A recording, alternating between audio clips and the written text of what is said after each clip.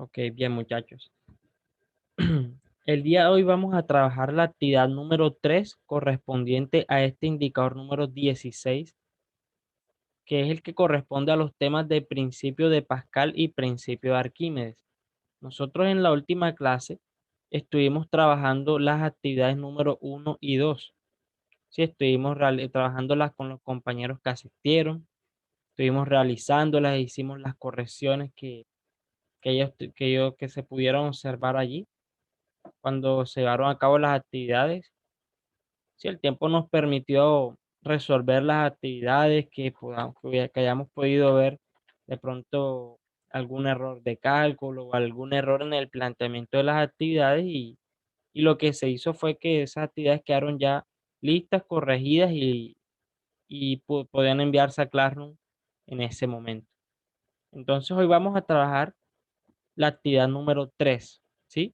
Vamos a estar resolviéndolo y vamos a estar hablando sobre lo que conlleva allí todo este principio, ¿sí?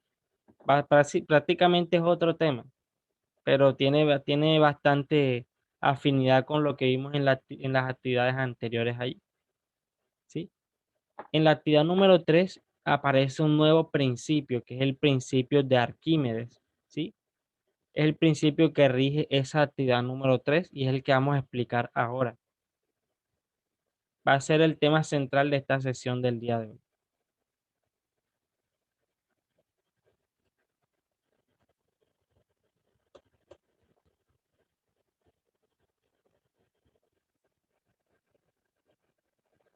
Bien, muchachos, ahí tenemos nuestro principio de Arquímedes. En este principio de Arquímedes, digamos que tiene sus inicios de una forma bastante curiosa. Estoy seguro que algunos de ustedes han escuchado la historia completa o incluso conocen más la historia de la que yo la conozco, sobre cómo surgió, cómo nace este principio. O quizás la han escuchado anteriormente también, la han escuchado, pero no sabían que era este principio de Arquímedes como tal. Entonces, miren, resulta que en cierto momento de la historia, allá en los tiempos de Grecia, ustedes saben que en esos tiempos existieron personajes muy importantes y que básicamente crearon y fueron a ser los pininos de lo que fue a ser toda esa generación de científicos después. En esa época, sí, había una persona de nombre Arquímedes, una persona de nombre Arquímedes que era muy conocido por sus conocimientos, era una persona muy erudita en su época. Sí, y eso era para el conocimiento de todos. Todos tenían presente que era una persona que podía dar resolución a los problemas gracias a sus capacidades mentales y a sus capacidades científicas allí. Entonces el señor Arquímedes, digamos que en cierto momento recibe un extraño pedido del rey que gobernaba el lugar donde él residía, ¿sí? ¿Cuál fue ese favor, muchachos? En ese favor, el rey quería averiguar como tal cuál era o si era realmente valiosa la corona de oro que él estaba o que él había pedido a su orfebre. Este orfebre es la persona que realiza o lleva a cabo la creación de las coronas. La pidió de oro, pero realmente este rey no estaba como muy seguro de que si en verdad se la habían hecho de oro o no, ¿sí? Él no quería ser estafado, entonces lo que hizo fue acercarse a Arquímedes y este le pide a Arquímedes que confirme que sea de oro. Pero ahí es donde viene el reto, muchachos, porque es que, digamos que en esa época los métodos eran un poco rudimentarios, ¿sí? La forma en que se determinaba la veracidad de un material se basaba en la comparación de densidades con densidades estándar. ¿Cómo así? ¿A qué me refiero con eso? Los materiales a temperatura ambiente suelen manifestar un valor de densidad estándar independiente de la cantidad de material que se tenga. Por eso la densidad es una relación de masa con volumen. Entonces el oro, así como el agua, así como la madera, así como otros materiales, tenía un valor de densidad estándar allí como tal. que iba a ser la relación entre su masa y el volumen propio de la corona. Para Arquímedes, encontrar el valor de masa de esa corona era una tarea sencilla. Sin embargo, el problema estaba en encontrar el valor de su volumen. Él no sabía cómo poder hacerlo. Sí, porque en esa época, para poder encontrar el volumen de un cuerpo irregular, irregular es un cuerpo cuya forma es muy desconocida, es muy difícil de calcular. ¿Sí? Si nosotros tenemos en cuenta esto, vamos a tener que, en esa época tendrían que haber calculado, por ejemplo, ese volumen fundiendo el material y colocándolo dentro de un recipiente cuyo volumen sea conocido. Eso es una de las formas en las que se puede encontrar el volumen, ¿sí? Digamos que había métodos invasivos para realizarlo, y con invasivos me refiero a que tenían que dañar la corona. Y eso era lo que el rey no quería hacer. Él quería que su corona quedara intacta. Entonces Arquímedes entra en un aprieto, y lo que dice la historia es que él lo que hace es que él en un día cualquiera, así como le puede pasar a cualquier persona, incluso a nosotros, se metió a su baño y él tenía como que una tina allí, la llena de agua, y cuando él está entrando a esa tina, él nota cómo el fluido se desplaza, no sé si es que no lo haya notado antes, él nota cómo es que el fluido se desplaza cuando él está ingresando a la bañera, ¿sí? Se desplaza, es como que el fluido asciende mientras él está ingresando. Entonces él nota que existe una diferencia de volumen que se asocia a su volumen propio, su volumen corporal. Entonces es ahí donde él dice, donde él sale aparentemente corriendo, según la historia, sale corriendo a la calle desnudo incluso, gritando la palabra eureka. De ahí sale esa famosa palabra eureka. De la historia en la que Arquímedes sale desnudo gritando que pudo encontrar el método con el que iba a resolver el gran inconveniente que tenía el rey, que era determinar si esa corona era de oro o no. ¿Sí? Eso es lo que dice la historia. Puede tener su toque de ficción allí, obviamente. Debe tenerla porque digamos que es una historia allí de hace mucho tiempo, y lo que siempre se hizo fue que se contó de generación en generación. Entonces, digamos que me la contaron a mí y yo se las cuento a ustedes, y algún día ustedes se la van a contar a los que siguen después de ustedes, y así, ¿sí? De pronto, si tienen la oportunidad de hablar con cualquier persona del principio de Arquímedes, pueden ustedes relatar que a veces este tipo de principios nacen así, nacen de cosas tan cotidianas, porque bueno, estamos hablando de personas también, ¿sí? Que dan soluciones de la misma forma en la que podríamos darlo cualquiera de nosotros, ¿sí? Apenas estamos, digamos que iniciando en este mundo del conocimiento, y bueno, estoy seguro que en el futuro cada uno de ustedes podría tener una oportunidad grande de resolver alguna problemática en el campo que cada uno elija, y podría encontrarlo de una forma tan casual como la encontró él. Yo imagino que Arquímedes habrá ganado toda una cantidad de dinero, la que ustedes se imaginan al haber resuelto eso. Si no, no hubiese salido gritando ninguna eureka por ahí. Entonces, al él encontrar el volumen mediante la forma, que ya les voy a explicar cuál fue, él pudo determinar la densidad de esa corona que tenía ahí, y luego compararla con la densidad conocida del oro. Entonces, eso fue lo que sucedió ahí. Ahora, lo que vamos a ver ahora es de qué forma se relaciona, o vamos a ver cuál fue el método que él empleó para poder encontrar su respuesta. El método se basa en emplear recipientes de volúmenes conocidos.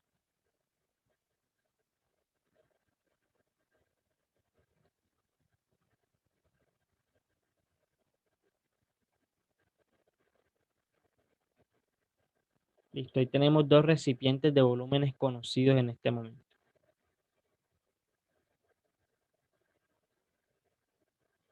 pueden ser dos recipientes, es el mismo recipiente, solo que un instante inicial y uno final. Un instante uno y luego en un instante dos. En un instante uno, digamos que yo lleno o pongo ahí una cantidad del fluido conocido. Yo conozco esta cantidad de volumen inicial y lo que yo quiero medir es el volumen de un objeto irregular como el que puede ser una roca, como el que puede tener una roca allí, ¿sí? Ese es mi objetivo. Ahora, al yo colocar esa roca dentro del recipiente, lo que ocurre o lo que pudo notar Arquímedes era que el volumen ascendía, ¿sí? Había una experimentación de cambio de volumen que él consideraba que podía ser útil para resolver su inconveniente. Si él podía notar que había una diferencia de volúmenes, vamos a señalarla aquí, a que había una diferencia de volúmenes entre el recipiente uno y el recipiente 2.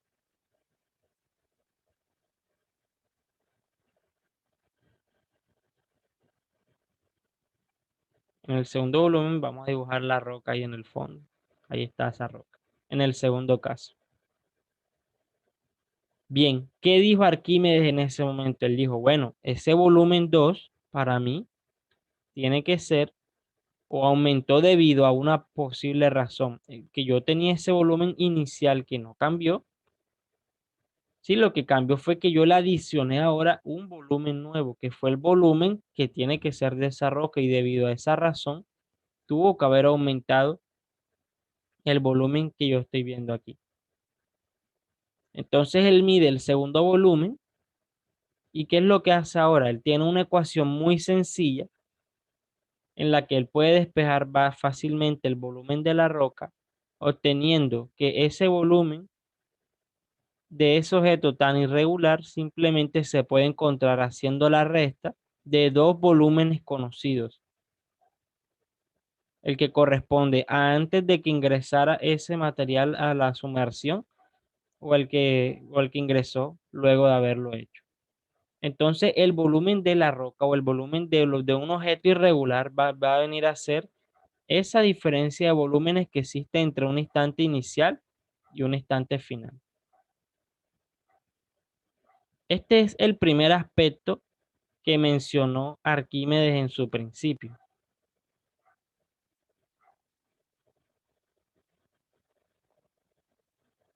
Este volumen de la roca va a ser igual ahí a esa diferencia. Listo.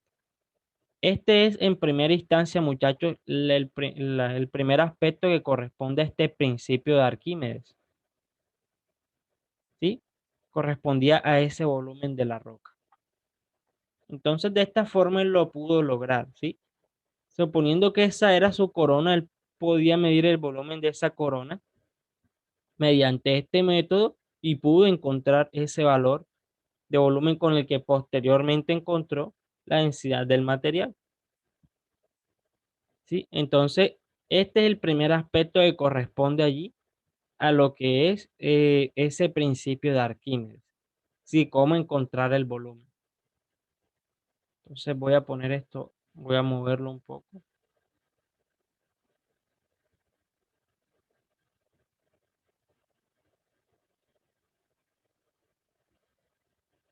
Este es un método bastante empleado. Yo creo que incluso ustedes lo han podido realizar en algún momento. Experimentalmente él puede ser muy práctico y dar solución a un problema difícil de resolver. Si ustedes quieren encontrar el volumen de un objeto irregular de forma matemática, nos basamos en figuras más sencillas y conocidas como lo que es una esfera, un cubo, una pirámide, un prisma. Pero estos objetos en general son, digamos, se sostienen, esas formas se obtienen mediante la mecanización, mediante la elaboración de este tipo de superficies, pero en la realidad la mayoría de los objetos son irregulares, ¿sí? La realidad es que muy pocos objetos nosotros podemos considerarlos netamente así, muy esféricos. Entonces, digamos que el método da solución a un problema muy real, a un problema bastante difícil de resolver mediante formas matemáticas. Y bueno, ese es lo que corresponde a ese primer aspecto allí del principio de Arquímedes.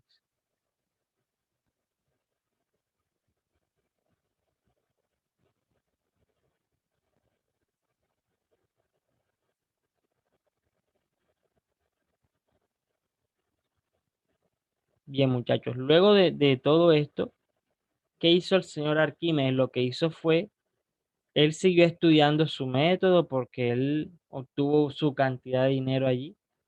Él pudo resolver todo lo que le pidieron lo pudo resolver con esto. Sin embargo, él siguió estudiando porque él empezó a notar otras cosas. Él empezó a notar que los fluidos se mueven de una forma diferente, o digamos que empezó, no es que se mueva de una forma diferente, empezó a notar que era más notorio un tipo de fuerzas que ocurría cuando él sumergía los cuerpos en el agua.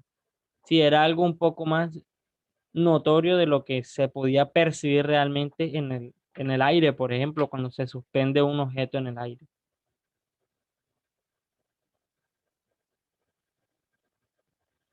Él empezó a notar que cuando él introducía cuerpos ahí dentro del agua surgía algo que se llama fuerza de empuje. Ese es el segundo aspecto que vamos a mencionar el día de hoy. Voy a escribirlo por acá.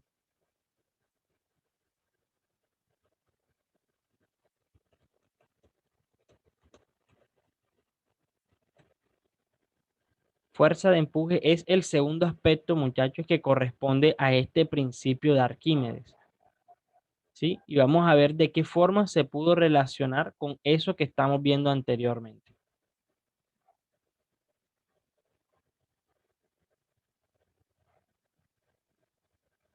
Para eso vamos a emplear la figura que aparece en la actividad número 3.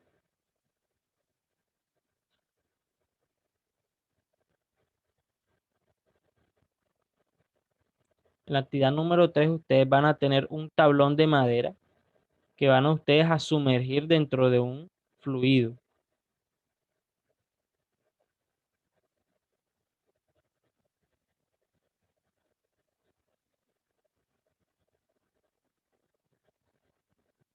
Listo, y van a tener ustedes su tablón de madera. Digamos que él se va a sumergir hasta cierta parte ahí.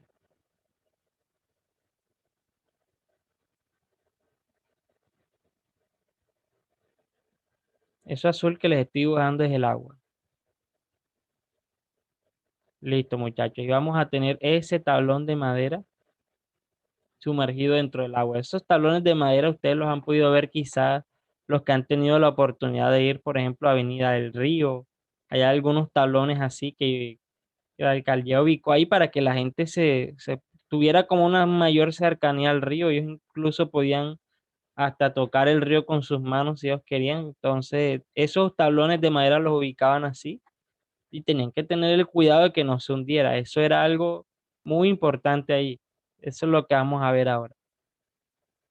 Bien, muchachos, esa fuerza de empuje, vamos a ver de qué forma existe. Vamos a ver qué es. Miren, un objeto que está suspendido en el aire como tal, se encuentra en caída libre. Eso es algo que hemos visto anteriormente. Se encuentra en caída libre si nosotros consideramos que la única fuerza que se ejerce sobre él es su propio peso.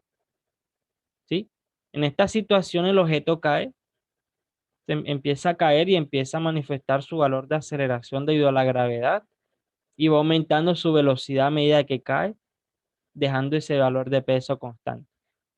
Pero cuando un objeto empieza a sumergirse dentro del agua, no solo está influyendo su propio peso, si el peso sigue estando apareciendo allí dentro de los fluidos. Este vamos a llamarlo SW, es el peso.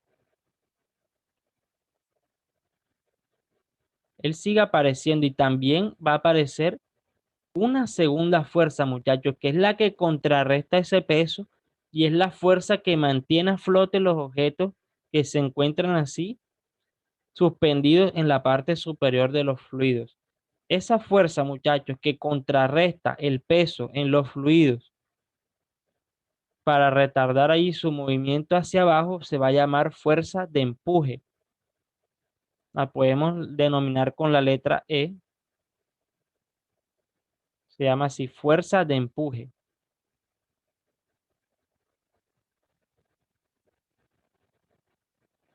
Y esa fuerza, muchachos, es la que viene a contrarrestar ese valor de peso que ustedes están viendo allí.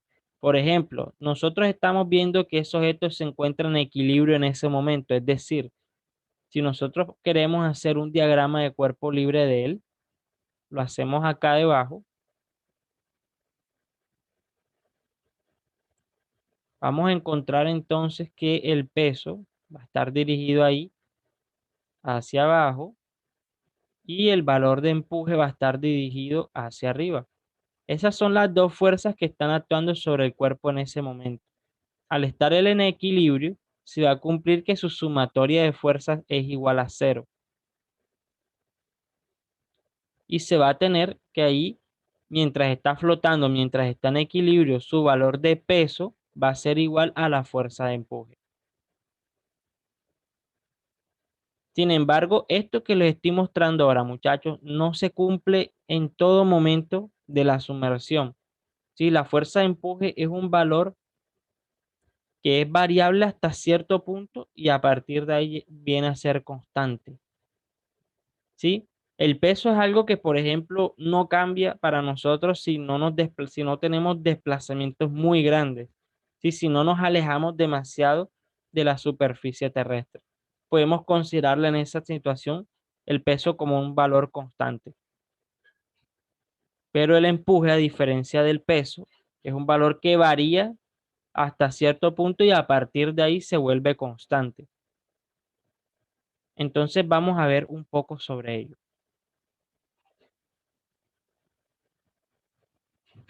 Antes de ver ese aspecto que les estoy comentando, vamos a definir un poco más lo que es el empuje. La forma en la que el empuje es definido o la forma en la que podemos cuantificarlo va a depender de lo siguiente. Miren, mucho cuidado con esto, muchachos. El peso va a venir a ser, perdón, el empuje va a venir a ser el peso del fluido desplazado. Esa es la fuerza de empuje, ¿sí? El peso del fluido desplazado. Vamos a tenerlo por acá. ¿Y cómo podemos encontrar el peso de un fluido, por ejemplo? Un fluido se caracteriza, al igual que los cuerpos en general, por tener un valor de masa, por tener un valor de densidad y por tener un valor de volumen. El peso de los cuerpos en general se puede encontrar multiplicando su masa por la gravedad. Si nosotros sabemos que la densidad es igual a masa sobre volumen, nosotros podemos determinar entonces que la masa va a venir a ser entonces la densidad del material multiplicada por su volumen. Entonces nosotros podemos determinar que el peso de un fluido en términos de densidad y volumen va a ser igual a, a su propia densidad por su volumen por la gravedad. ¿Sí? Los fluidos en general es mejor o es más práctico tratarlos desde el punto de vista de su densidad y volumen, a diferencia de los otros objetos. Es más directo o me es más fácil medir para los fluidos la densidad y su volumen que medir su propia masa, ¿sí? Es más práctico, hablando de fluidos, calcularlo de esa forma. Entonces, este valor que estamos viendo aquí, ese peso del fluido desplazado, es lo que nosotros podemos denominar como empuje, ¿sí? Esta expresión que estamos viendo aquí es igual al empuje. Y de así podemos calcular nosotros lo que es el peso del fluido desplazado. Ahora, físicamente, ¿cómo podemos nosotros ver eso, profe? No sé qué, cómo así que el fluido que desplaza, cómo se ve eso. Ya les voy a mostrar.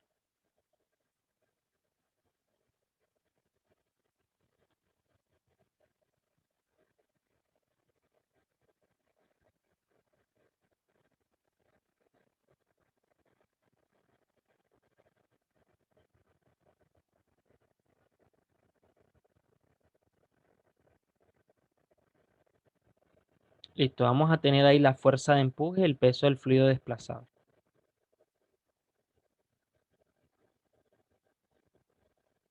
¿Qué vamos a hacer ahora? Vamos a ver, a ver cómo se relaciona esa diferencia de volúmenes que vimos en la explicación anterior con esto que estamos viendo ahora. Nosotros vamos a tener dos recipientes, o vamos a tener un recipiente como el que vimos ahorita, y puede ser un vaso de precipitados, que es lo que estamos haciendo ahora. Y en él introducimos una cantidad de líquido. Ahí está.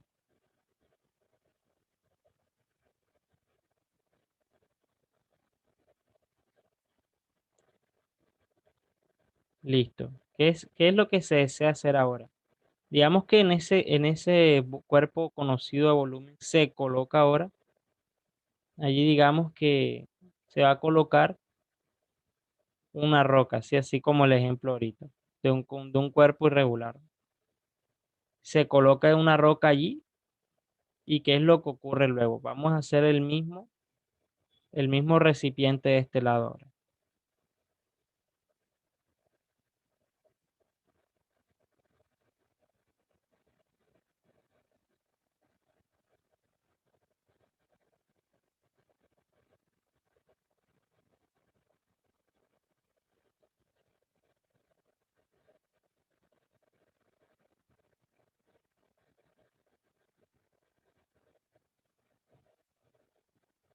¿Qué es lo que ocurre ahora? Ojo a lo que pasa aquí, muchachos. Inicialmente había un nivel de volumen que era este, pero cuando esa roca es introducida, ese nivel de volumen aumenta aquí. Digamos que aumenta hasta este nivel, hasta acá arriba, suponiendo. Entonces, a partir de ahí se va a encontrar esa cantidad de agua ahora. Tenemos a Ruth con una pregunta. Adelante. O sea, profesor, el nivel de volumen, estamos hablando de que al introducir la roca, pero por otro lado, el volumen del fluido sigue siendo el mismo. Es correcto. O sea, el nivel de fluido, el nivel de altura del fluido aumenta, ¿sí? Pero es correcto, es válido afirmar que obviamente el volumen del fluido no está cambiando. Lo que está cambiando es las dimensiones que él está manifestando dentro del recipiente debido al nuevo volumen que se le ha introducido a él. Si aquí estamos hablando de volúmenes conocidos del agua, que es lo que se hace en la práctica, pero en la actividad nosotros no vamos a considerar qué tanta cantidad de volumen vamos a encontrar en esa actividad número 3 en cuanto al agua, ¿sí? En ese caso. Solo vamos a ver es su diferencia de volumen, que es lo que nos interesa a nosotros. Listo. Tenemos a Yuri con una pregunta. Adelante, Yuri. Yuri.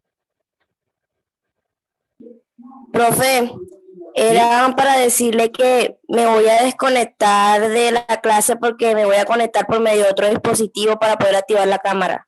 Dale, listo. Te esperamos. Bueno, Ok.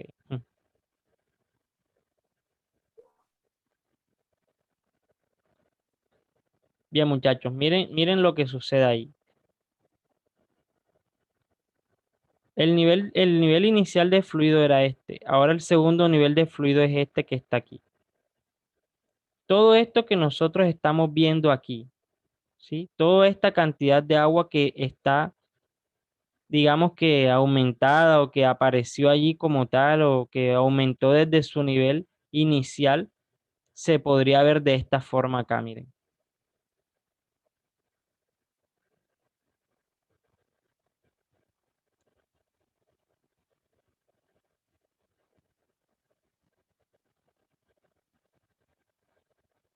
Se puede ver como una fracción de volumen más pequeña de fluido.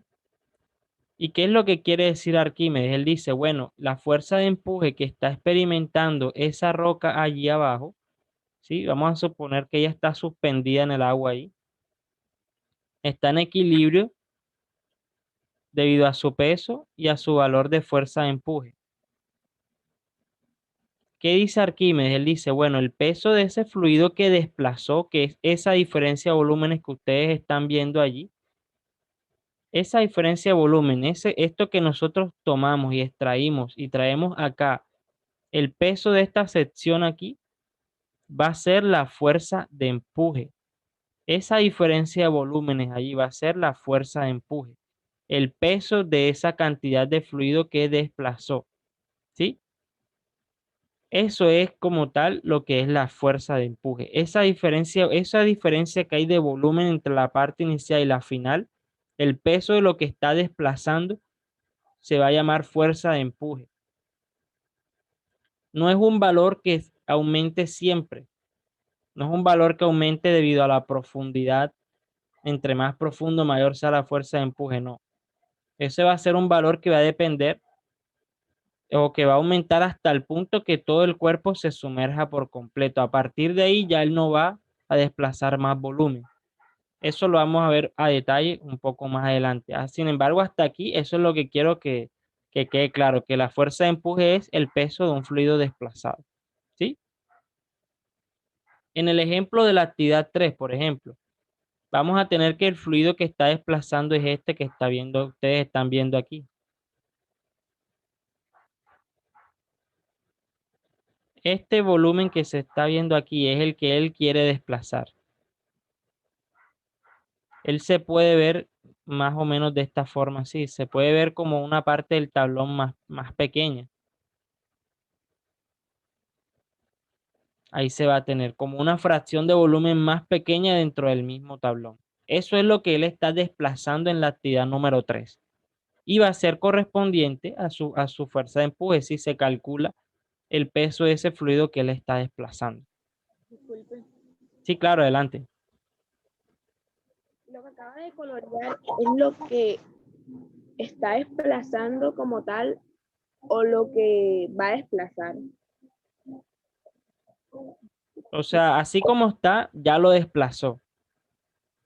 Sí, si nosotros colocamos el tablón ahí y lo que vemos es que él se sumergió cierta parte, eso que está por debajo allí, lo que se sumergió, y si nosotros lo dibujamos como está ahí, eso que tú ves dibujado sumergido va a ser el peso, va a ser la figura de ese volumen que tú desplazaste, ¿sí? Digamos que ya en un lago o en un mar o un océano o una playa, digámoslo así, digamos que medir la altura de la diferencia de volumen va a ser bastante, por decirlo así, va a ser bastante despreciable como tal esa diferencia de altura, pero si tú miras directamente ese volumen que está sumergiendo, que en este caso es el que estamos viendo aquí, entonces puedes encontrar el peso de ese fluido desplazado, viendo ese volumen que está desplazando directamente desde el mismo objeto, ¿sí? Es decir, ese tablón ahí está desplazando un volumen en forma parecido al que él tiene, ¿sí? Si él inicialmente era así, él va a desplazar un fluido más o menos con esta figura, ¿sí?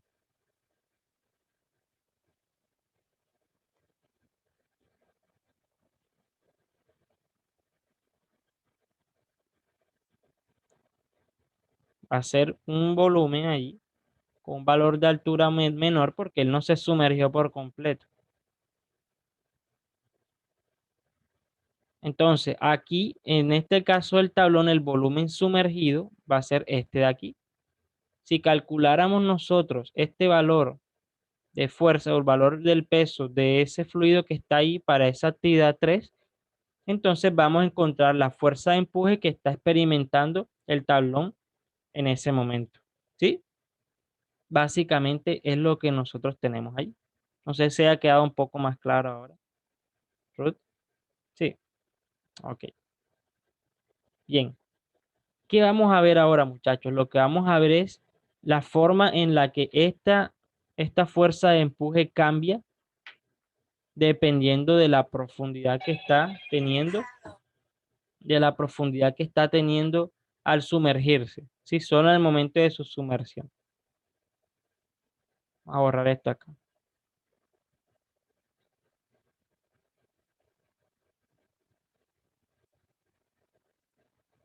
Y borremos esto acá también.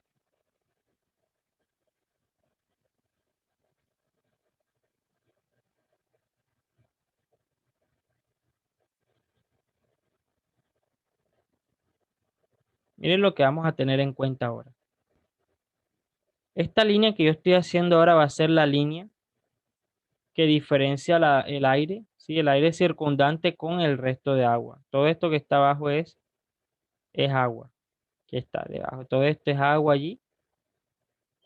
Y se va a tener ese tablón que nosotros tenemos.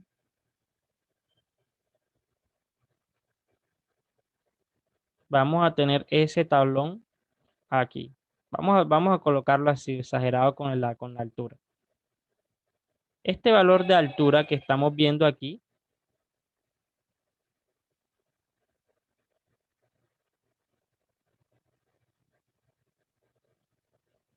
lo vamos a tener ahí. Vamos a suponer que ese valor de altura es de 10 centímetros, por ejemplo.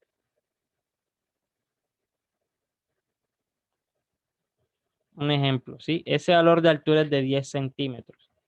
Entonces, ¿qué vamos a hacer? Vamos a hacer una gráfica que nos está mostrando de qué forma se comporta esa fuerza de empuje dependiendo de la profundidad con la que eso está ingresando en la sumersión del agua.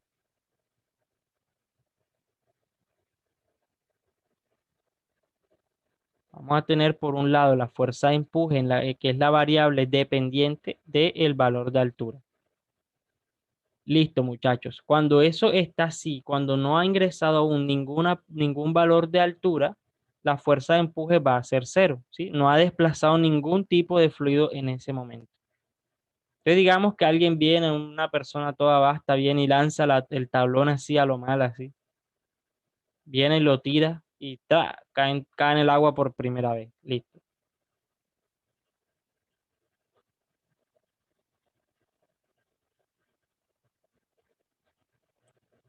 Está salpicó un poquito de agua allí. Vamos a considerarlo despreciable. Listo. A partir de ese momento él viene e ingresa, supongamos, 2 centímetros de esa altura inicial. Entonces, en ese momento, muchachos, que él entra 2 centímetros aquí, el volumen que le está desplazando es este que se encuentra aquí.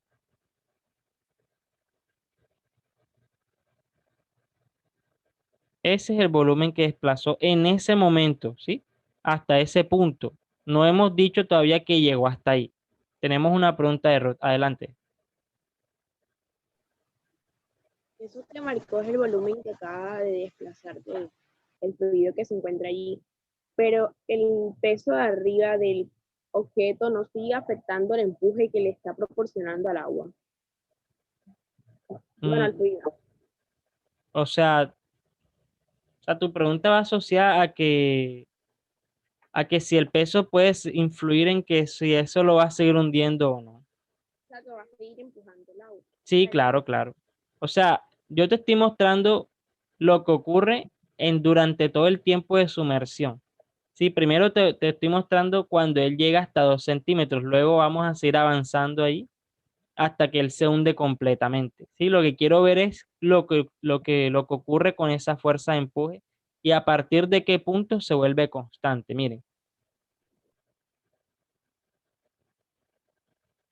hasta los 2 centímetros esa fuerza de empuje aumentó. ¿Por qué? Porque ella aumentó su altura de 0 a 2 centímetros, ¿sí? Es decir, en medida que está ingresando, está desplazando más fluido y por lo tanto está aumentando esa fuerza de empuje. Como dice Ruth, el peso puede seguir influyendo en que eso siga descendiendo. Vamos a suponer que ahora llegó hasta los 5 centímetros. Lo que les estoy mostrando es en un tiempo muy lento lo que va a ocurrir de pronto en un instante, lo que va a ocurrir de pronto en unos microsegundos allí. Listo, a los 5 centímetros eso sigue aumentando.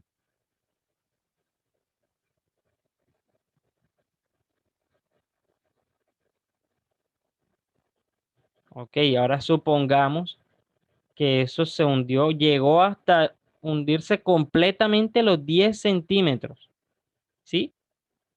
Por su propio peso, como había dicho Ruth, en ese momento él se sumergió completamente. Todo su cuerpo se sumergió en el agua en ese momento. Llegó hasta los 10 centímetros.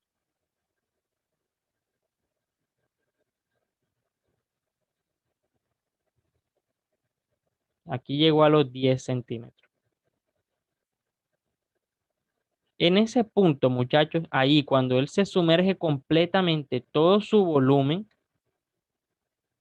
va a ser, todo su volumen desplazado va a ser igual al volumen del cuerpo. En ese punto, cuando esos volúmenes son ya iguales, muchachos, podemos decir que ese cuerpo se hundió completamente y ya no está flotando. ¿Sí? Cuando eso ocurre, cuando el volumen del cuerpo iguala al volumen de sumersión. Y cuando eso llega a ese punto, ya ese cuerpo ahí no va a poder desplazar más volumen como tal. No va a poder desplazar más porque a partir de ahí ya él no tiene más nada que desplazar. Él va a seguir hundiéndose mientras el volumen mientras esas diferencias de volúmenes se van a seguir viendo igual. Él va a seguir hundiéndose hasta el fin de los tiempos. Pero él desplazó la máxima cantidad de fluido que desplazó hasta ese punto que llegó a los 10 centímetros. Es decir, ¿qué ocurre con la fuerza de empuje entonces? A partir de los 10 centímetros se vuelve constante. ¿Y qué ocurre? ¿Qué más podemos decir sobre la fuerza de empuje a partir de ese momento? Aquí, ella se encuentra en equilibrio.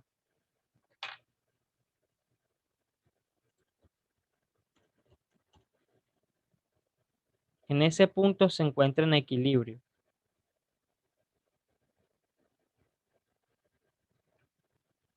Y es el punto que nos interesa a nosotros, el punto desde donde a partir de ahí empezamos a analizar. Toda esa variación de empuje que nosotros vemos puede ocurrir en un tiempo muy corto, ¿sí? Cuando ustedes colocan algo dentro del agua, eso a veces entra y se hunde todo enseguida. Eso puede pasar en un tiempo relativamente muy corto. Entonces, eso es lo que sucede allí. Ahí en el equilibrio podemos encontrar entonces que la fuerza de empuje va a ser igual al peso del cuerpo cuando eso ocurre. Ahora, muchachos, algo muy importante. En ese punto, muchachos, no necesariamente el cuerpo tiene que estar hundido o tiene que estar flotando. El equilibrio puede llegar al hundirse completamente o puede llegar en la superficie mientras él llegó simplemente a sumergir una parte de su cuerpo. El equilibrio puede ocurrir tanto en la flotación como en la no flotación. ¿Sí? Simplemente es un valor de referencia, un valor en el que ya sabemos que la fuerza de empuje no va a aumentar más. ¿Sí? Va a ser el punto en el que ya nosotros sabemos que ese empuje es constante y que no va a aumentar más. Hasta ahí. En ese punto nosotros es donde nosotros hacemos nuestros análisis. Ahora les hago una pregunta, miren. Ojo lo que les voy a mostrar.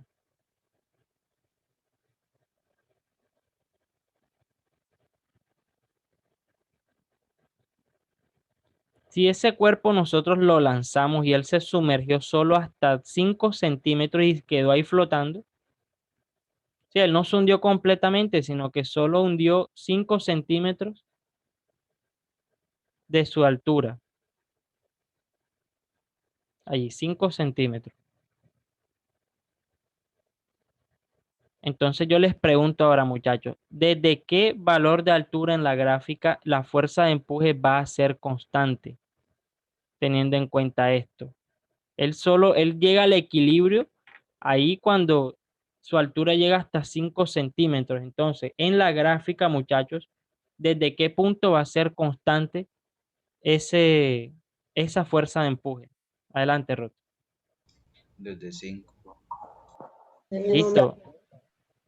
Es correcto, muchachos, desde los 5 centímetros. Ya voy a decir allí. Ah, bueno, ya tiene algo más que decir. Adelante, Ruth. No, profesor, solamente iba como a decir lo mismo que ya usted había explicado, pero me quedó claro porque antes no había pensado en su totalidad en eso. Que es que al momento en el que el objeto que entre al fluido Ujú. deje, no es que necesariamente tiene que dejar de moverse, simplemente, por ejemplo, ese que queda estático ahí en los 5 centímetros, ahí es donde va a empezar la constancia o el equilibrio. Es correcto, claro. Es correcto, Ruth. Eso es muy importante. Y este comportamiento yo he visto que se los pregunta en sus pruebas IFES. Por eso se los muestro. A ustedes, yo he visto preguntas donde les ponen esta gráfica. Y ustedes tienen que ver, analizar ahí. Y yo cuando vi esa pregunta dije, bueno, pero o sea, realmente el empuje no lo muestran en los textos, no lo explican como tal así. Entonces yo se los voy a empezar a explicar así. Miren, realmente en los ejercicios de física nosotros muy poco vamos a considerar lo que ocurre antes de esa constancia, pero es importante que sepamos que existe, ¿sí? A nosotros no nos es de mucha ayuda tener esa variación si nosotros no tenemos datos sobre cómo ocurre, ¿sí? Si nosotros, por ejemplo, en la actividad 3 nosotros no sabemos cómo ocurre esa variación. Solo podemos saber o podemos determinarlo todo a partir del equilibrio. Si en algún momento tenemos un ejercicio que nos brinde esos datos, ya es diferente. Pero digamos que es importante tanto la parte variacional como la parte constante de la fuerza de empuje, que se sepa que existe cada una de las dos y saber cuándo se presenta uno, cuándo se presenta la otra. ¿Sí? Lo que les puedo decir es que ese equilibrio no necesariamente va a ocurrir al estar flotando arriba o al estar hundido abajo. Para cualquiera de los dos puede ocurrir ese equilibrio en ese momento, ¿sí? No, eso no va a determinar o no va a ser un seguro de que eso está flotando, al ustedes igualar esos dos valores. Entonces me gustaría saber, muchachos, hasta este punto, si tienen alguna pregunta, si quedó claro lo que es la fuerza de empuje, cómo existe o si tienen de pronto alguna duda con la fórmula. La fórmula de la fuerza de empuje es esta, nótenla, para que la tengan ahí a la mano. Miren, la fuerza de empuje va a ser igual a la densidad del fluido por el volumen del fluido por la gravedad. Vamos a colocar los subíndices para que lo tengan incluso mejor anotado ahí. Densidad del líquido por el volumen del líquido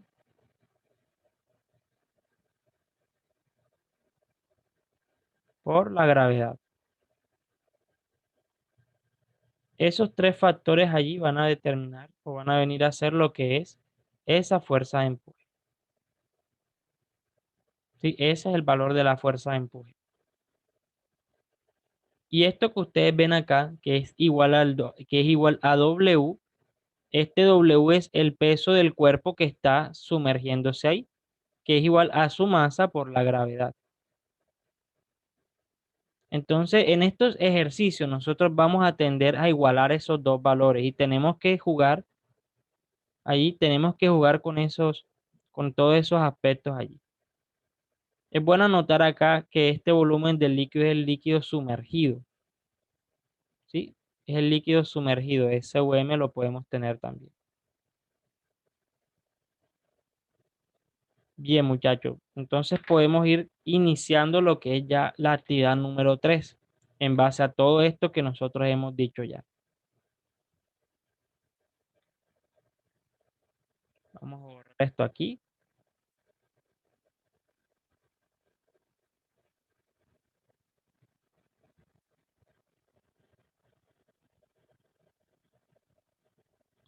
Y vamos a iniciar esa actividad número 3.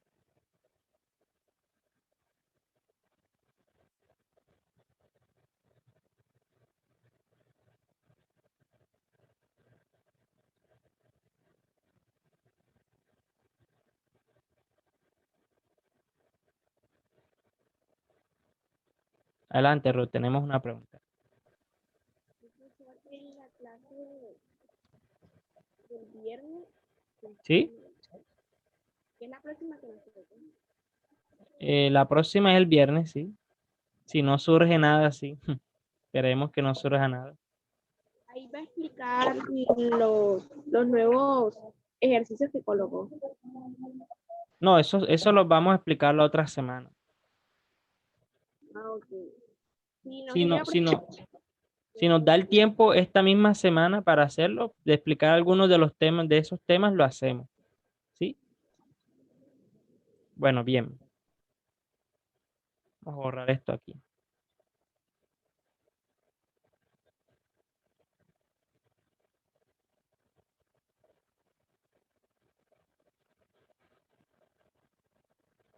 Ok, muchachos. En esta actividad número 3 nosotros vamos a tener un tablón de madera.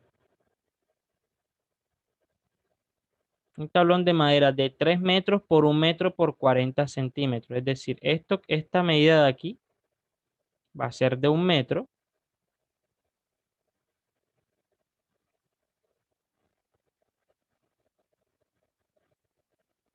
Esta medida de acá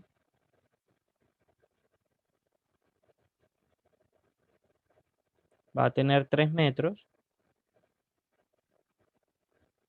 Y el valor de la altura del tablón va a ser de 40 centímetros.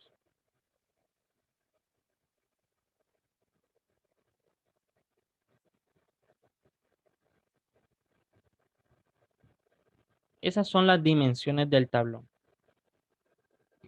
Nos dicen que se utiliza como una balsa en un lago de agua dulce, así como las que tiene Avenida del Río. Yo no he ido a eso y que Puerta de Oro. Yo todavía no he ido, no sé si ellos tengan eso allá también. De pronto alguno que se haya ido haya podido verlo. Que en el río a veces colocan esas balsas para que la gente se monte allí y esté un poco más cerca del río. De pronto sea algún arrestado que se meta allí, nadar ahí, quién sabe. La gente hace tantas cosas. Esas balsas están ahí, yo las he visto ahí. Esas balsas de este tipo. Entonces nos dicen que se sube una persona de 73 kilogramos. Entonces vamos a dibujar ahí los pies de la persona al menos.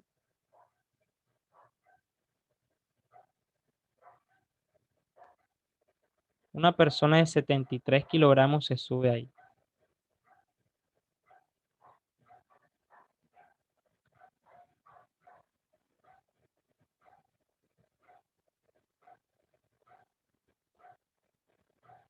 Vamos a suponer ahí, se le ven solo las piernas, se sube ahí como tal.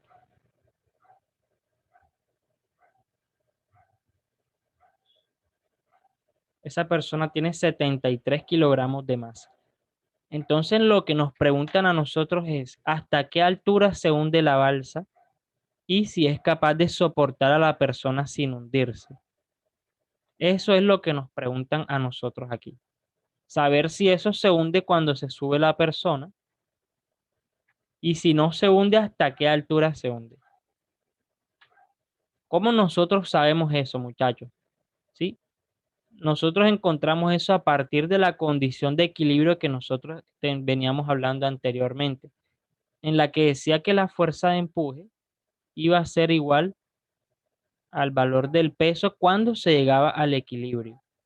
Entonces, es ahí, muchachos, donde nosotros entramos y analizamos. Vamos a ver qué sucede cuando esa balsa llega al equilibrio.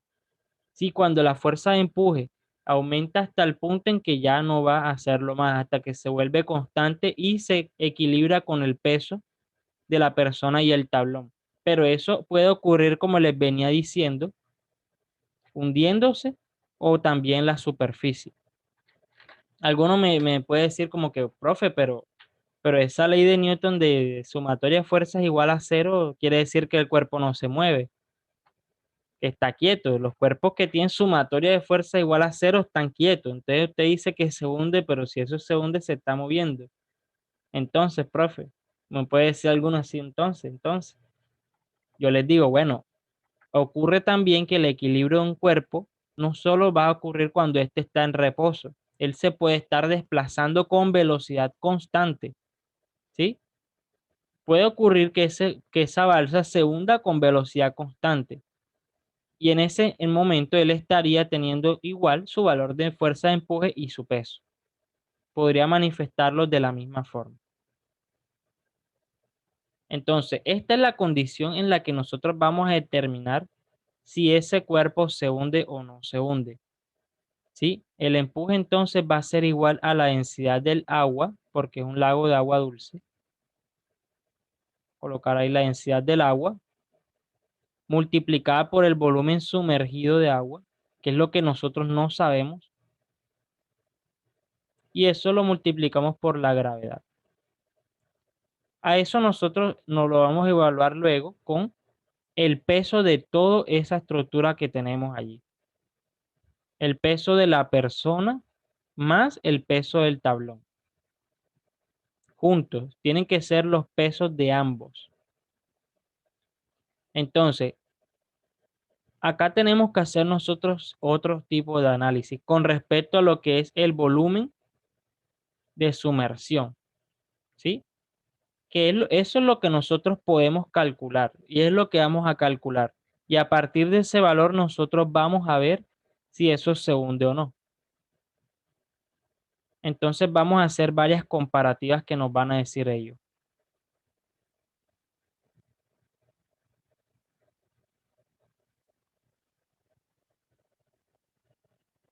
Por ejemplo, tenemos un primer caso donde ese volumen de sumersión cuando lo calculamos, ese BT es el volumen del tablón. Y este B1 es el volumen de agua sumergida o el volumen de agua desplazada.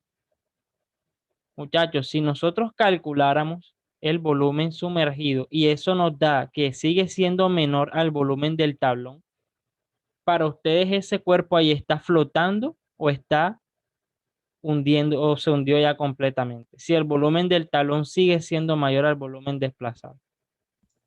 Sigue flotando el cuerpo. Sigue flotando, excelente, Gabriela, excelente.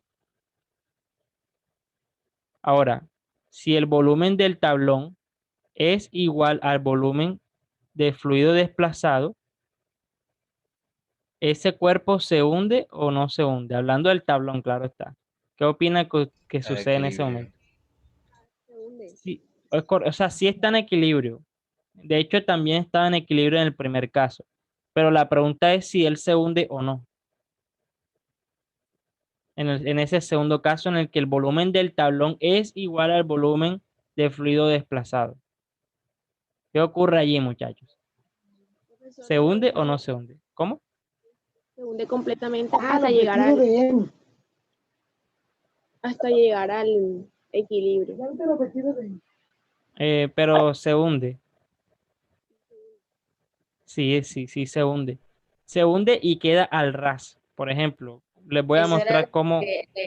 profesor, era lo que le iba a comentar, que, o sea, sí se hunde, pero no todo así, sino que queda ahí al ras Miren, miren, superficie miren, este es el tablón. En esa situación esto va a quedar así, al ras con la línea del agua, así. En esta situación, el volumen desplazado, que es eso que yo les estoy marcando en azul, va a ser igual al volumen del tablón, que es lo mismo que les estoy marcando. ¿Sí? Profesor, y no, o sea, planteando un caso hipotético en el que yo tengo un vaso de agua Ujú, y en él introduzco un objeto que en este ujú. caso es lo mismo que el recipiente donde se encuentra el fluido. Entonces, al introducirlo, se va a quedar igual a ras y puede que se derrame y se pierda fluido. Así que el empuje vendría dejando derramar fluido y ya no sería el mismo, ya no tendría el mismo volumen. El agua no tendría el mismo volumen, pero la fuerza de empuje no va a cambiar en ese caso, porque es que la fuerza de empuje va a depender del fluido que tú desplaces, pero no el que se botó, sino el que está desplazándose y se conserva ahí todavía dentro del recipiente, ¿sí me entiendes? Puede perderse un poco de agua y lo único que va a ocurrir con perderse un poco de agua es que el cuerpo se va a sumergir un poco más, ¿sí? Digamos que la altura, tanto del fluido como del cuerpo ahí, se van a sumergir un poco más por haber menos agua, obviamente, pero la fuerza de empuje en ese caso no cambia, porque él va a desplazar la misma cantidad de fluido independiente de la cantidad de agua que tú tengas ahí. ¿Sí? Lo que a nosotros nos interesa y en lo que se basa el principio de Arquímedes es en la diferencia de volumen. ¿Sí? Tú puedes tener una cantidad de volumen inicial cualquiera y tú puedes introducir el cuerpo ahí y ahí tú vas a tener la misma fuerza de empuje independiente si tienes mucha agua o poca agua. ¿Sí? Entonces, si tú al colocar un cuerpo pierdes una cantidad de agua porque se rebosa un poco, esa fuerza de empuje va a seguir siendo la misma, ¿sí? Porque el volumen inicial allí, digamos que solo es un referente. Lo que nos interesa a nosotros es la diferencia de volumen, lo que él desplaza y se mantiene todavía dentro del agua, ¿sí? No sé si ha quedado un poquito más claro allí. Sí, profesor. Ok, bien. Y tenemos un tercer caso ahora acá, donde el volumen del tablón ahora es menor al volumen sumergido. ¿Para ustedes eso se hunde o no se hunde en ese caso? Sí, se hunde, ¿cierto? En ese caso ya eso está por allá abajo ahí. Lo que quizá podamos calcular en ese momento si nos da algo así, porque nos puede dar algo así, ¿sí? Es todo esto que nosotros calculamos aquí. Ojo a eso. Podemos encontrar ahí todo este volumen, que es el volumen que sabemos del tablón, y además de eso estamos sumándole esa parte donde nosotros nos encontramos. Todo esto de aquí. Pero a partir de esto, muchachos, ya para nosotros simplemente es una referencia de qué tan profundo se encuentra ya ese cuerpo, porque ya él hasta aquí, cuando él llega hasta ahí, ya él no va ya él no va a manifestar un valor de volumen desplazado mayor, ¿sí? Simplemente el cálculo nos puede dar así y simplemente nos daría a nosotros una referencia de en qué lugar podría encontrarse el equilibrio, si se hundió completamente. ¿Sí? Hasta esa parte, pero no podemos saber más nada, sino podemos suponer que el volumen que desplazó es ese, totalmente así como está diciendo ahí, sino que va a ser un referente. Lo que estamos calculando es todo esto, sumado el volumen del tablón más el volumen que está por encima, si eso ocurre, ¿sí? En ambos casos, tanto donde es igual, donde es mayor el volumen desplazado, se hunde. Solo no se hunde si se cumple que el volumen del tablón es mayor al volumen desplazado. Solo en ese caso. Esto es muy importante para nosotros aquí porque al nosotros saber esto ya sabemos cómo abordar la actividad, sabemos cómo interpretar el resultado, ¿sí? Y sabemos cómo finalizar realmente la respuesta, cómo llegar a esa respuesta final. Bien, entonces, para nosotros llegar a encontrar ese volumen desplazado, que es con lo que nosotros vamos a determinar si eso se hundió o no, nosotros necesitamos expresar todos los datos de esta expresión que tenemos aquí. Primero necesitamos encontrar el peso del tablón y sumárselo luego al peso de la persona. Ya tenemos nosotros la densidad del agua y tenemos la gravedad. Lo único que nos haría falta es encontrar el volumen de fluido desplazado. ¿Sí? Son los valores que nosotros tenemos para finalizar esta actividad. Entonces, para encontrar el peso del tablón, allí tenemos algunos datos. Por ejemplo, a nosotros nos dicen, eso es un valor que ustedes les dan en la actividad 3 de la guía. Les dicen que la madera tiene 800 kilogramos.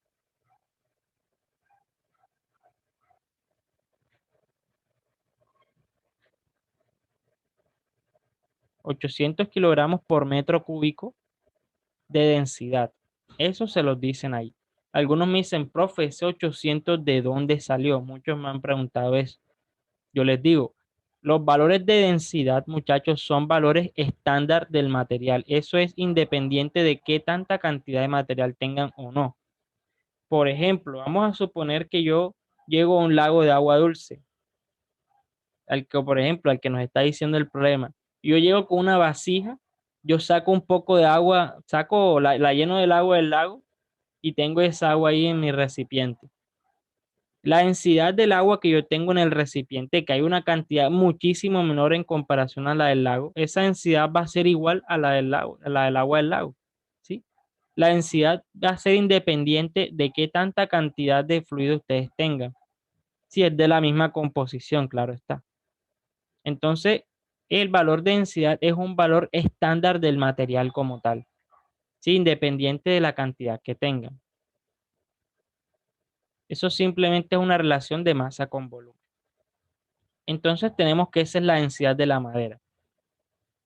Para nosotros encontrar el peso, necesitamos tener la masa y la gravedad, ¿cierto? La masa de el peso de cualquier objeto.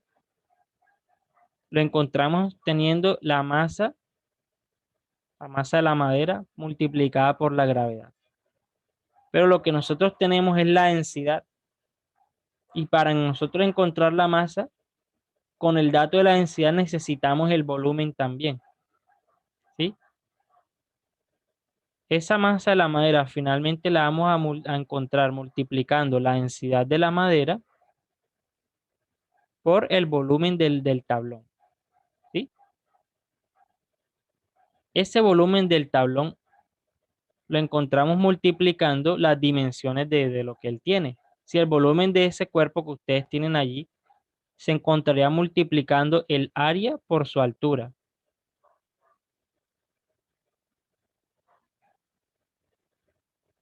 Lo cual vendría a ser, para este caso, 3 por 1 por 0.4.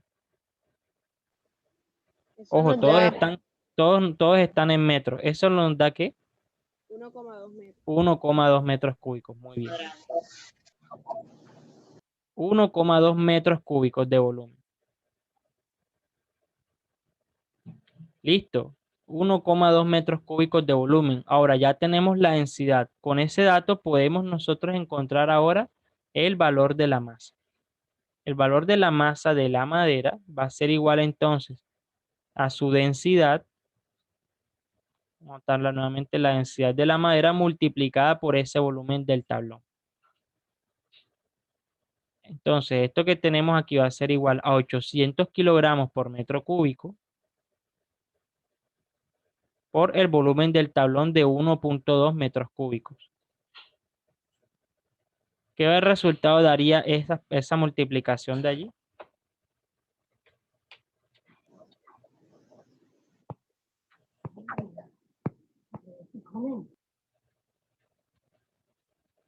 Daría 960 kilogramos. Es un tablón pesadito. 960 kilogramos, imagínense. Esa es la masa de la madera. ¿Sí? Ese valor lo podemos anotar por acá. Vamos a borrar esto aquí ya.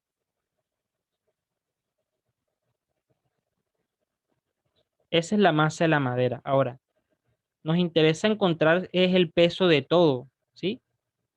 Nos hace falta ahora sumar la masa. Si queremos encontrar la masa total, nos hace falta sumar la masa de la persona y la masa de la madera. Eso sería igual a 960 kilogramos, que fue lo que encontramos ahora, más los 73 kilos que tiene de masa la persona. La suma de esos dos valores nos daría a nosotros 1033 kilogramos. Esta es la masa, muchachos, de todo el conjunto de tablón y persona juntos, ¿sí? Ahora, vamos a encontrar el peso entonces de ellos. El peso de ellos finalmente va a ser, vamos a hacer esto un poco más pequeño aquí. El peso de ellos finalmente va a ser su masa, esa masa que encontramos por la gravedad. Va a ser entonces de 1033 kilogramos multiplicado por 9.8 y toda esa expresión ahí de 1033 por 9.8 va a ser igual a 10.123.4 newton.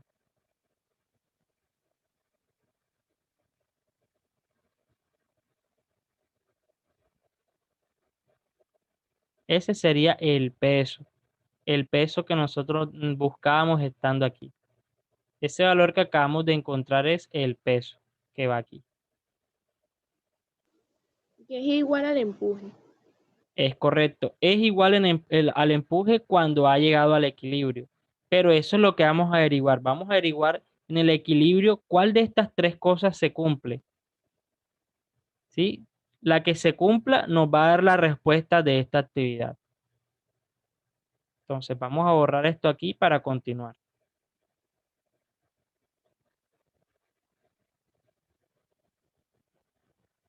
Bien, ¿qué vamos a tener luego? Vamos a tener esa expresión que nosotros tenemos aquí.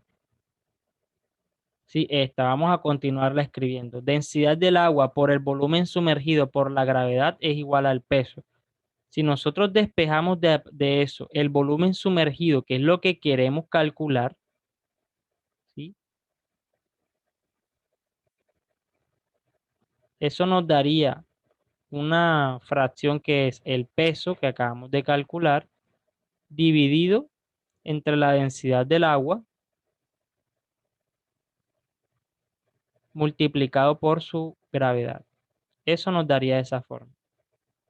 Vamos a tener en el numerador 10.123.4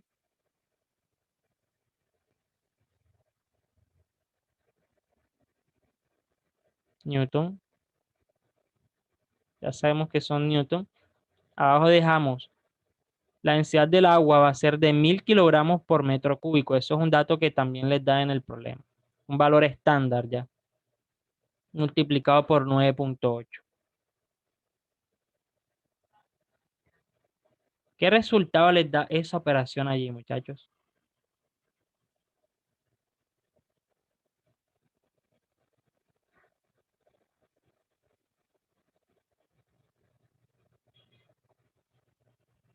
¿Qué resultado tienen al realizar esta operación allí?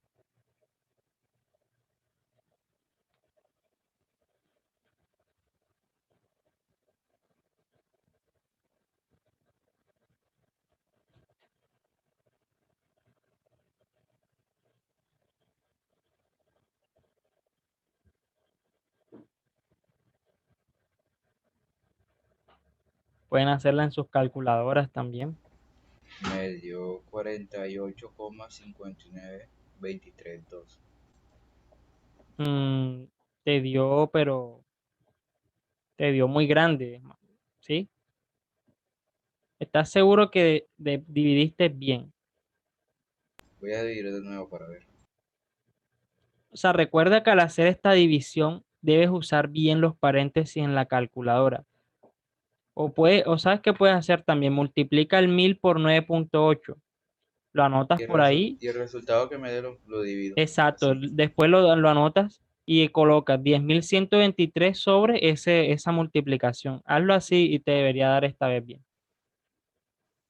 Profesor me dio 99.200, 99.90, 99.20, No, le está todavía dándoles muy grande. pero le estoy Me colocando, dio 1033. ¿Cómo? 1033 porque primero tenemos el valor del peso, que es... Ok, pero Gabriela, ¿es 1033 o 1,033?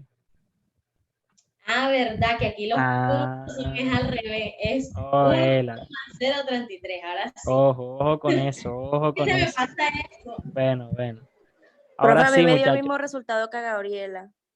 Sí, exacto, vamos a ver eso. Tenlo ahí, Gabriela. Vamos a explicar eso enseguida. Vamos a tenerlo ahí un momentico. Yo creo que si yo hago así, destacar para todos. Yo creo que todos ahora mismo estamos viendo a la calculadora de ella, ¿cierto? Hazlo un poco más a tu derecha, por favor. Eso que ustedes tienen en sus calculadoras, súbelo un poquito más. Gabriela, ¿eso es un punto en tu calculadora o es una coma? Un punto, Un ¿cierto? punto, es un punto. Listo, ponla de nuevo. Muchachos, miren, en esas calculadoras el punto es la coma y la coma es el punto, ¿sí? Si ustedes les dan un resultado con el punto, esa es la coma decimal, ¿sí? Y si ustedes les da con una coma, eso es una unidad de 1000. Gabriel, ahora borra eso y escribe 1000 y dale igual para que vean la coma. O sea, para que estemos seguros que el número que estamos viendo es 1000 ahora. Miren, si se fijan, la unidad de 1000 se identifica es con una coma, ¿sí? Entonces, cuando vayan a escribir un resultado, tengan cuidado con eso, ¿sí? Bueno, Profesor, por ejemplo, en mi caso, el punto, yo sé que es la coma decimal, pero cuando, o sea, nunca me aparece una coma, siempre me aparece un punto. Entonces, en el ejercicio pasado, de la clase pasada, ujú. bueno, también me daba un punto, una coma decimal, y ya yo tenía que deducir, por decirlo así, cuál era la unidad de 1000. Es que yo creo que en tu calculadora solamente hay un punto. Tu calculadora es más parecida a la mía. La mía también, la mía no tiene eso de las unidades de 1000. No lo O sea, tiene. El mío, la única puntuación es la coma decimal. Precisamente hicieron eso para evitar hay inconvenientes de pronto con entender mal o algo así. Muchachos, por hoy vamos a dejar hasta aquí. Vamos a continuar esta actividad la siguiente clase. Hemos calculado hasta ahora el volumen sumergido, ¿sí? Es más, y les voy a anotar el volumen del tablón enseguida. El volumen que nos había dado el tablón ahorita era 1.2 metros cúbicos. Entonces ya ustedes más o menos van viendo cuál viene a ser la respuesta de lo que nos preguntaban. Sí, pero esto lo vamos a trabajar ya la siguiente clase porque ya nos faltan 3 minutos y ajá, tienen que entrar a la otra clase.